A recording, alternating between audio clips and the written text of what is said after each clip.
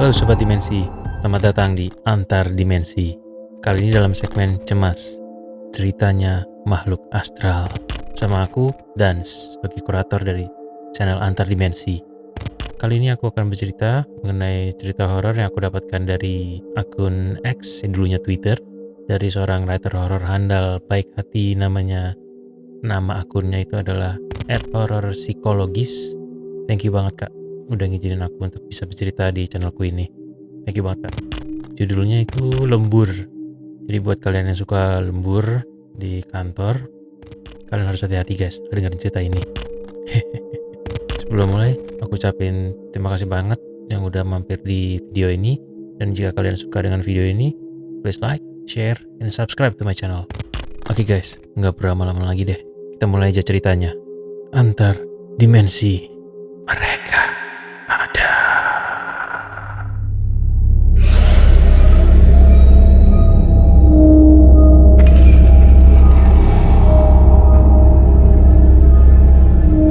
Lembur. Sosok teman yang menemaniku lembur ternyata bukan teman biasa. Hai semuanya. Sebelumnya, perkenalkan, namaku Ronald. Aku seorang karyawan di sebuah bank. Posisi kerjaku sebagai salah satu staf analis kredit. Aku mau berbagi pengalaman horor aku di kantor. Waktu itu, aku disuruh atasan untuk lembur, kerja sampai malam hari, menyelesaikan beberapa proposal pengajuan kredit yang terpending. Kebetulan, di hari itu hanya aku saja yang lembur. Hanya ditemani 2 orang petugas satpam yang biasanya jaga malam di pos satpam. Tidak ada firasat apapun saat itu. Aku mengerjakan proposal di depan komputerku, di ruangan marketing seperti biasanya kalau aku sedang lembur. Kondisi saat itu sedang hujan lebat, sehingga suasana di luar lumayan gelap.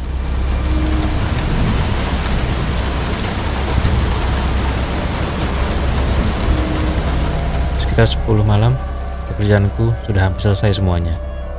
Tinggal 1 proposal lagi. Tapi mata saat itu sudah mulai sulit dibuka, alias ngantuk. Aku pun berniat membuat kopi sebagai obat kantuk. Apalagi nanti pulang malam naik mobil. Bahaya kalau sampai mengantuk di jalan. Aku beranjak dari kursi kerja dan menuju ke dapur yang persis di pojok belakang ruangan, bersebelahan dengan ruangan operasional. Saat aku melewati ruangan operasional, aku iseng melongok ke dalam.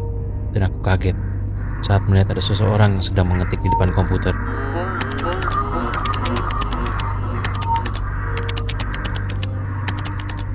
Padahal, dari aku lembur jam 6 tadi, aku tidak pernah mendengar suara apapun dari ruangan tersebut. Lampu memang masih menyala, karena seperti biasanya, saat aku lembur, aku akan membiarkan semua ruangan menyala lampunya, supaya suasana sekitar terang benderang. Aku perhatikan lebih seksama sosok yang sedang mengetik itu. Sesosok wanita. Dan setelah cukup lama memperhatikan, aku yakin itu adalah Mira, teman kantorku.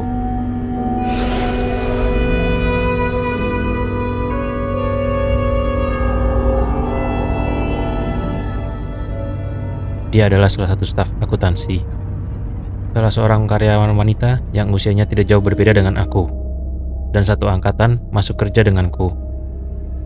Itu yang menyebabkan kami cukup akrab selama ini.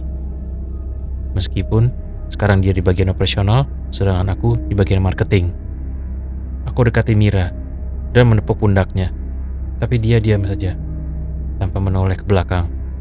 Aku yang berniat mengagetkan dia, justru gantian kaget saat aku yang merasakan bahunya dingin sekali seperti es. Mungkin pengaruh AC dan suasana dingin malam itu, pikirku. Akhirnya, Mira menoleh juga saat aku memanggil sekali lagi.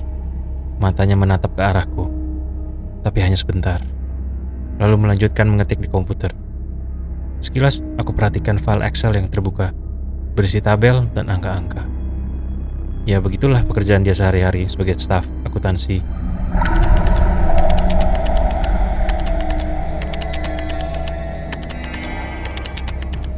Aku ingat betul waktu itu, saat Mira menatapku. Ada yang berbeda. Tatapannya kosong dan dingin. Beda jauh dengan Mira yang aku kenal selama ini, yang murah senyum dan cenderung cerewet dan nyablak. Karena aku tidak tahu kalau dia lembur kerja malam itu. Aku pun sempat bertanya padanya. "Lembur ya Mir?" kataku saat itu. "Lembur apaan nih? Tumben." Mira masih sibuk mengetik di komputernya. tidak menjawab sedikit pun perkataanku. Aneh dan juga menjengkelkan. Bertanya tapi tidak jawab. Padahal saat itu aku benar-benar serius bertanya padanya. Karena setahuku tidak ada yang lembur malam itu selain aku. Mungkin Mira capek dan mengantuk. Apalagi dia seorang wanita. Harus beraktivitas kerja sampai selarut malam itu. Jadinya malas diajak bicara. Begitu dugaanku. Ya sudah, basa-basi lagi aku tawari dia untuk ngopi. Ayo Mir, bikin kopi di dapur. Sambil rehat sejenak. Sudah sampai selesaikan lemburnya? Tapi dia tetap diam saja. Tidak menjawab sepatah kata pun. Meskipun di luar hujan dan suara derasnya lumayan masuk sampai di dalam ruangan, tapi aku yakin dia mendengar pertanyaan aku. Aneh kamu Mir, kataku ke dia dengan intonasi lumayan keras, sambil menepuk bahunya sekali lagi dan pergi beranjak meninggalkannya. Saat menepuk bahunya kedua kalinya, masih sama, tetap saja terasa dingin sekali. Memang aneh nih orang. Suasana malam hari, hujan deras, nyetelasinya suhu di paling dingin. Gak pakai jaket lagi. Pantesan kalau tubuhnya sedingin itu. Begitu yang aku pikirkan waktu itu. Akhirnya, dengan sedikit jengkel, aku tinggalkan Mira yang masih sibuk mengetik di komputernya, sambil sesekali mengambil lembaran kertas dari mesin printer di sampingnya.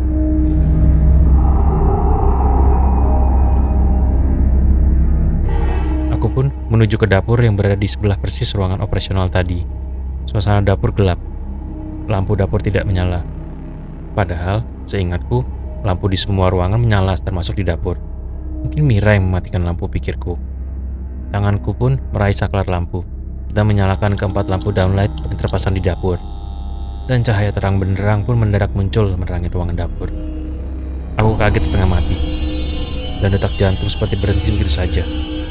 Saat aku melihat satu sosok orang yang meringkuk di atas kursi dapur dengan kondisi seperti orang yang ketakutan, menggigil, dan matanya sembab seperti tak berhenti menangis. Dan yang bikin aku tidak bisa berkata apa-apa lagi, ternyata orang itu adalah Mira. Orang yang sama aku lihat di ruangan operasional sedang mengetik di depan komputer.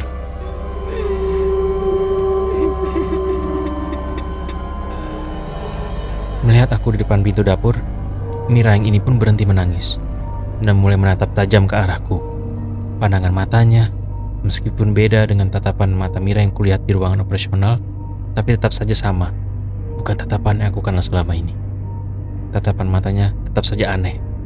Tidak ada sepatah kata pun yang terucap darinya. Dan selanjutnya, semuanya menjadi gelap.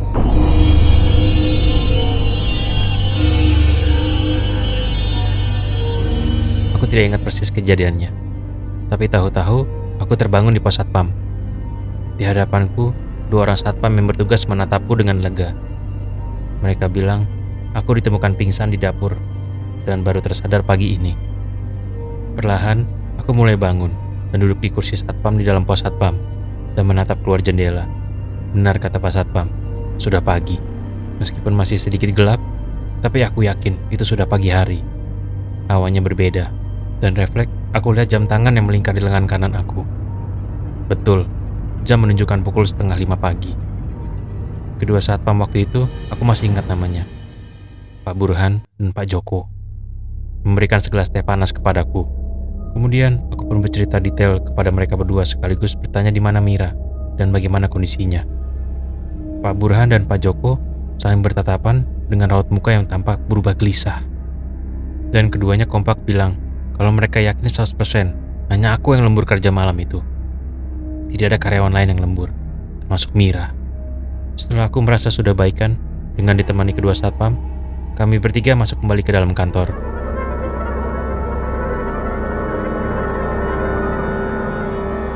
Mulai dari ruangan marketing, tampak komputer saat itu masih menyala, dengan kondisi persis seperti kondisi terakhir aku tinggalkan. Setelah aku matikan komputer dan membenahi tas kerja aku, kami beranjak ke ruangan operasional, dan semua tampak rapi. Tidak ada tanda-tanda sedikit pun bahwa ada orang yang beraktivitas kerja semalam. Semua komputer dalam keadaan mati. Terakhir kami menuju ke ruangan dapur. Di sana pun sama, kondisi rapi dan tidak ada sedikit pun tanda aktivitas sebelumnya. Dan dalam kondisi masih merinding, capek, dan ngantuk, akhirnya aku pun pulang ke rumah, karena paginya aku masih harus berkantor lagi. Aku tidak peduli lagi dengan pekerjaan proposal yang masih belum selesai. Waktu itu, Aku berpikir lebih baik dimarahi atasan daripada harus melanjutkan pekerjaan lembur. Aku lebih baik memilih pulang, meninggalkan Pak Burhan dan Pak Joko yang mulai gelisah dan ikut merasakan ketakutan dengan kejadian yang aku alami.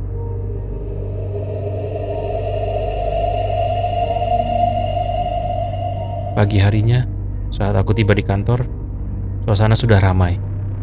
Mungkin Pak Burhan dan Pak Joko sudah bercerita banyak dengan seisi kantor. Dari mulut ke mulut sampai semuanya menjadi tahu. Beberapa teman bertanya kepadaku apa yang terjadi sebenarnya. Tapi saat itu, aku tidak menghiraukannya. Aku fokus mencari Mira. Semoga setelah ketemu dengannya, semua pertanyaan dan kebingunganku terjawab. Aku berkeliling ruangan operasional dan bertanya pada setiap orang yang aku temui. "Di mana Mira? Di mana Mira?" tanyaku saat itu. Tapi tak seorang pun memberikan jawaban. Bahkan sebagian besar dari mereka tanpa heran melihat tingkah lakuku. Sampai akhirnya, ada salah satu temanku yang bertanya kepadaku. Dia bilang, "Kamu belum baca isi WhatsApp di grup kantor, Ron?" Aku tidak menjawab. Apa pentingnya isi WhatsApp grup kantor? Jawaban tidak sesuai dengan pertanyaan yang kuajukan, keluhku saat itu. Karena tidak bisa menemukan Mira, aku pun kembali ke ruangan marketing, menuju meja kerjaku, dan mulai menghidupkan komputer. Persiapan menyelesaikan satu proposal yang belum aku selesaikan.